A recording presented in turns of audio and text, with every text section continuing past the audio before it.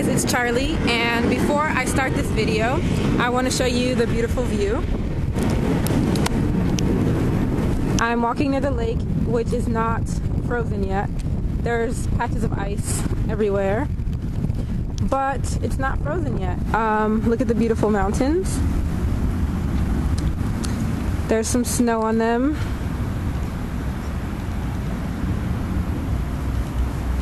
But not a lot of snow. And there has been no more snow. But anyway, this video is not about nature or snow or anything like that. This video is part 2 of the whole Jong Il situation, and by me saying that I'm not into politics, actually this is actually going to be a response to many of the comments. I didn't read all of the comments, but I read most of the comments. So I decided to make a part 2. And by me stating that I'm not into politics, by me stating that I'm not into politics, I am stating this fact because of this example. I'm not into making videos about politics. I'm not into talking about politics. Am I into the rights of human beings? Yes, but I don't consider that politics. I consider it just a part of life, which isn't politics. But apparently in our life it is, because that's how we live and run the world. But by stating I'm not into politics isn't stating that I'm not into the rights of human beings. It's that I don't consider myself skilled to talk about any presidential or leadership situations regarding North and South Korea, or even my own country. I'm not skilled to discuss things like that. But do I care about human beings and their rights as people? Yes. And I hope that by now my subscribers know that much about me, that I care enough to care about human beings. If you've learned anything from my videos, I hope that's that much. But the wind is getting to me. So I would like to state a few things regarding the comments that I received. A lot of people were like, how can you say South Koreans don't care about the situation with North Korea and reunification? You have to remember with all of my videos that everything I say is my opinion and my point of view. So by me stating that isn't me stating a fact for the whole world or for all of South Koreans. It's a fact for myself and for my perspective.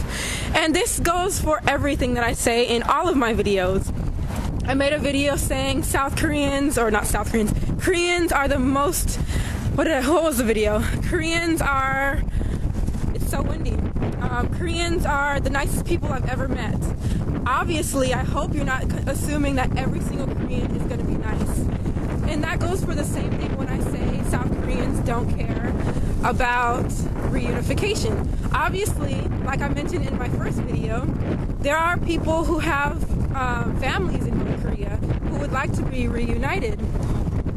There's people who actually are older and who actually do care about reunification, or at least some type of peace with North Korea. And so I hope that when you watch anything or when you read anything, you're not taking everything as fact, and realizing that, of course, I can't speak for every single person in South Korea because I've never met every single person in South Korea. You also have to realize that, like I said, this is my point of view. You have to take in consideration that I'm 24 years old. I'll be 25 in about a month, and the people that I'm meeting are pretty much mostly my age. So you have to take into consideration that when I say South Koreans don't want reunification, you have to consider, who am I coming into contact with? Am I speaking to every single Korean in South Korea? No. Who are the friends I'm making? What age group are they? What kind of life do they live and do they lead? Who are they in contact with? So if you think about that, most people that I'm meeting are about my age. Those are the friends that I'm making, the people I'm getting in contact with and getting to know. Of course, I meet some older people and I like to learn about Korean culture and get to know them, but you have to remember that most of my friends that I talk on a personal basis with about things such as North Korea, it's always going to be very intimate discussions with people more my age. So when you think about that, you'll get a better idea of why I say that statement that they don't care, or they probably don't even want it. So with that being said about age and keeping in mind who I come in contact with, you should remember I'm not really talking to older people who are elderly, or people who have actually had firsthand experience with North Korea during the times of everything going on. So you have to remember that. Now I'm going to tell you about two specific situations of conversations that I had.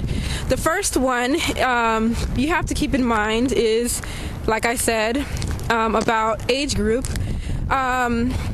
So elderly people have a more, I'd say a better, not better, but more of a stance on what they believe on reunification with North Korea.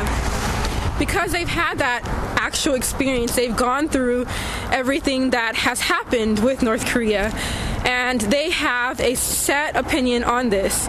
So my statement now is on a younger person, I'd say my age, 24, 25. And you have to keep in mind, a lot of people who are 24 and 25 don't want reunification or don't care. That is my opinion, and I'm not stating it as a fact, I'm stating it as my opinion and my point of view from my experience.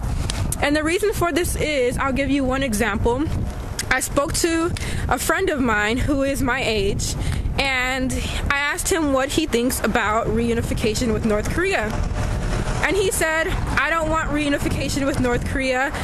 I hate North Korea. And I don't think that he really hates all North Koreans.